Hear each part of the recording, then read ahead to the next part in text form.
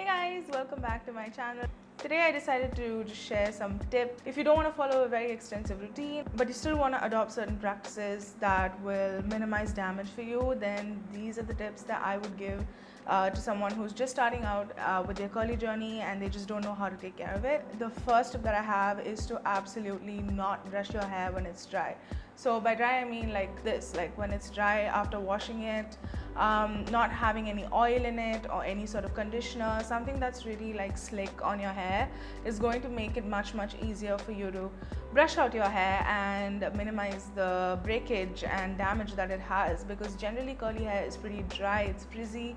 You do not want to brush it when it's dry. It is just going to be frizz factory. So do not brush your hair when it's dry. It depends on when you want to brush your hair, but make sure there is some sort of slick product in your hair before you can brush it up. Second tip that I have is to not use any type of tight rubber bands. So you know these like black tiny ones that we get, do not use them because it will actually break your hair. It will be very hard on your curls, it gets tangled in your curls. So do not use those sort of elastics unless it's like a one-time thing, then obviously it's fine, but don't use it regularly because that will actually break your hair, it will damage it over time. You will find it hard to remove those sort of really thin elastics.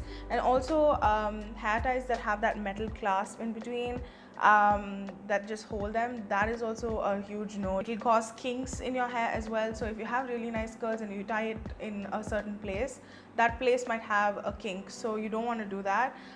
Instead I actually recommend these. You can go check out my IGTV, I'll leave it in the description below, of how I use these like curly ties. These are so versatile and very underrated in my opinion. So yeah, definitely check these out. Or you can use scrunchies like silk scrunchies, or maybe just scrunchies in general. They are much more lighter and they don't cause as much damage for curly hair. So yeah, absolutely highly recommend scrunchies or these curly ties instead of those elastics. The third tip that I have is to wear protective hairstyles. It can be a very loose braid, it can be a pineapple, it can be a very loose bun. So I prefer like sort of like a pineapple bun. Again, the IGTV video is going to show you exactly what I do. I basically just tie my hair very loosely in a bun and make sure that the ends of the curls are twisted to the top of my head when I sleep, and also like when I just don't want my hair to be down.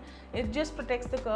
Or you can use a bonnet. I don't have a bonnet, but a bonnet is also a great option, just to like put it all over your head, go to sleep. But the general rule is to not tie your hair super tight, because that will actually again, like you lose the curl pattern, it will be a little bit kinked and you don't want that. Fourth tip that I have, now this is very easy, it sort of falls into the CG method, but if you don't want to, like if you're really overwhelmed about the CG method and you don't know what to do, like these ingredients are so overwhelming, I don't know which product to use, you can screenshot this, and this has all of the recommendations that I have for CG products. They're pretty affordable also in my opinion, but in general do not use shampoos and products that have SLS in them, sodium lauryl sulfate, or sulfates in general. So it's very easy to find it out. Usually SLS is one of like the first 4-5 ingredients, and you can spot it pretty quickly because that ingredient is a surfactant. It will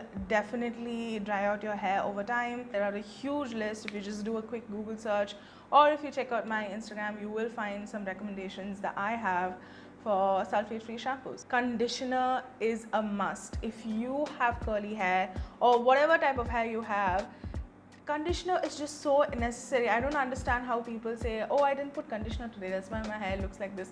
No, you gotta put conditioner. If you use shampoo, use a conditioner, because it's just like how you cleanse your face and then you put a moisturizer. That's kind of what you do for your hair. What I like to do is mix it with a little bit of water and just scrunch when it's wet. I do really make sure that I use a lot of water and conditioner and just spend that time.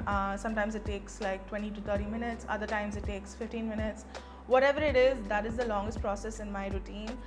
So yeah, conditioner is a must. Do not skip on conditioner. I get DMs on Instagram, hey, can you just suggest me a shampoo that is going to like help with hair fall or help with frizz. Shampoos don't do that. Shampoos just clean your hair. That is the goal of a shampoo. Conditioner is going to give you that nourishment, that moisture, hydration. Deep condition once a week. My favorites are the Briogeo hair mask, Bella Vita hair mask. Briogeo is not CG friendly, but it's still a good hair mask, especially if you're just starting out. It's going to help give that extra boost of moisture. If you have hair fall, if you have a lot of frizz, this is the time to really like use products that are meant for that. My next tip is to switch from a towel to a t-shirt, and I know a lot of people say this in a lot of their videos, but honestly it just makes such a difference. So if you're someone who air dries your hair like I don't use a diffuser or a hair dryer, I just air dry. So what I do is I take a t-shirt, I'll use the t-shirt and just scrunch it and just squeeze out all of the extra water. So just doing that, or just plopping your hair with a t-shirt, these are things that you can do that is definitely going to control that frizz, make sure you retain your curl pattern, and yeah, ultimately the goal is to just put in a lot of moisture, lock in all of that moisture, and keep it frizz free. So for that, these tips really help. Do scalp massages. You can do this once a week, once in 2 weeks. I do this once a week whenever I oil my hair. Massage your scalp, you know, do this business. Make sure that all the parts of your scalp are getting the oil.